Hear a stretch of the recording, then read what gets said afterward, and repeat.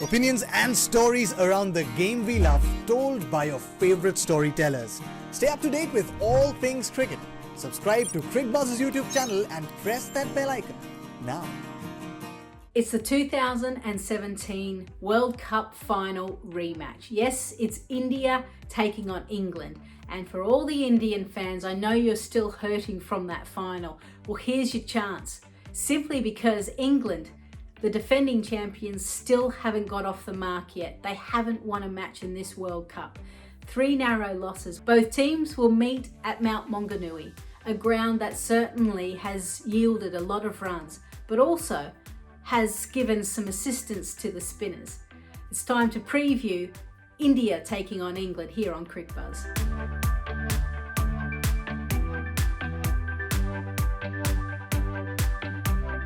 India need to be wary about the lion, the injured lion, the 3 injured lions that are sitting on England's cap. They are down and out at the moment. And when someone is hurting, the next time they come out fighting potentially. And there are so many match winners within England. They have not had the campaign that they would have liked. So no doubt India need to be wary about England coming out hard and throwing everything at them. In terms of strength for England, they've got match winners. They've got players that have done it before in pressure situations, yet this World Cup is slightly different. I wonder if they can turn back the hands of time and go back to when England was very successful and were able to find a way to win. They need to rely on their senior players to do exactly that. India's strength will be the fact that they're happy. Things are going well for them. They are improving every game. And that's all you can ask from a side. Yes, you want them to win every game. That doesn't always happen in a World Cup, but you need to see some improvements. And that's what we're seeing from India. The fact that Smriti Mandhana, Harmanpreet Kaur are scoring runs, Yastika Bhatia, who opened, was able to get them off to a flyer. That's good signs for India. They just need to keep it going. And every time that they come up against a strong nation who may challenge them a little bit, they've got to hold their nerve. They've got to make real key decisions, and they've got to rewrite the wrongs of that 2017 World Cup. In terms of a weakness of the opposition, yeah, they're down and out. They're deflated. But what I've seen from England at the moment, especially with their top order, is a hesitation.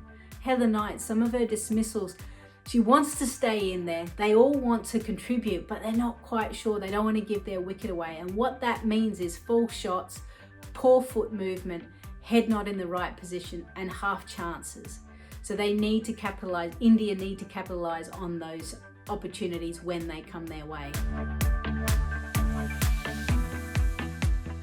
In terms of the playing 11, I don't think India will make any changes. Why would you? Things are going really well for them. I would keep Yastika Bhatia up there. It seemed to work, so they seem to like it as well. The only change maybe, and I still want Mithali Raj to bat at 3, is do you bring Harmanpreet into 3? If that's the case, then I just drop Mithali down to 4, keep Dipti Sharma at 5. I think they're still trying to figure out what their batting order. As for England, well, they made a change in their last game. They dropped Lauren Winfield-Hill. They brought in Danni Wyatt. I think it's tough to drop her given that she only had 1 opportunity, so I hope they continue with Danni Wyatt. A concern for them is probably Catherine Brunt. She did not have a great game and leaked a lot of runs. Do they bring in a Tash Farrant, a left armour, something different, something the Indians wouldn't expect? Maybe that's the only change England have. Maybe an Emma Lamb, someone completely different. At the moment, you've got a lot of English girls hurting, ones that were part of that 2017 successful campaign. Do you bring in new blood that are hungrier, that aren't hurting as much? That's a question for the English coaching staff. I guess we'll wait and see. The player to watch has to be Smriti Mandhana. Yes, I know she scored 100, but I also look a little bit deeper. And out of all of the countries that she's played, her best average is against England. It's just over 50, and you'd expect a few hundreds. No hundreds, 6 50s, 6 half centuries for Smriti Mandhana against England. So can she ensure that she gets 1 in the 100 column? I think she will. She's playing really well. She's finding the gaps on the offside, and that is a crucial thing for Smriti Mandhana to be able to get off the mark and be a little bit more free flowing. Fingers crossed for India's perspective.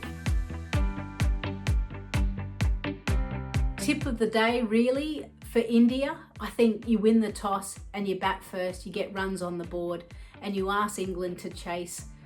Things haven't been going well for them. I know that South Africa decided to bowl first and put pressure on, but they've got a different makeup. I also think it's going to be a tired pitch, so therefore the Indian spinners will come into their own. But I think India just need to concentrate on the fact that if England get away, they've got to fight tooth and nail to get close to them. Try and take the game as deep as you can, simply because in this tournament, England haven't found a way of winning a game. So their demons may just start to rear their ugly heads if you get close to the last over. But then on the flip side, India, they've got their own demons against England, and it goes back to that 2017 World Cup. One thing I know for sure is that these two teams will go hard at it. Who has the edge? India has the edge, just slightly, and simply because of how they've been going in the tournament, whereas England on the flip side have had a horrendous start. Can they turn it around? I don't think so. I think the damage has now been done for England, and it's a chance for India to strike, to pounce, to ensure that they get a little bit closer to that Australian side and then rule out England so that their campaign is over. It's a huge opportunity for India.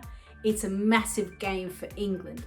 One thing you can be sure of, it's going to be a tight one. We're expecting that. That's what happens in the Women's World Cup. I hope you've been enjoying the coverage here on Cricket Buzz.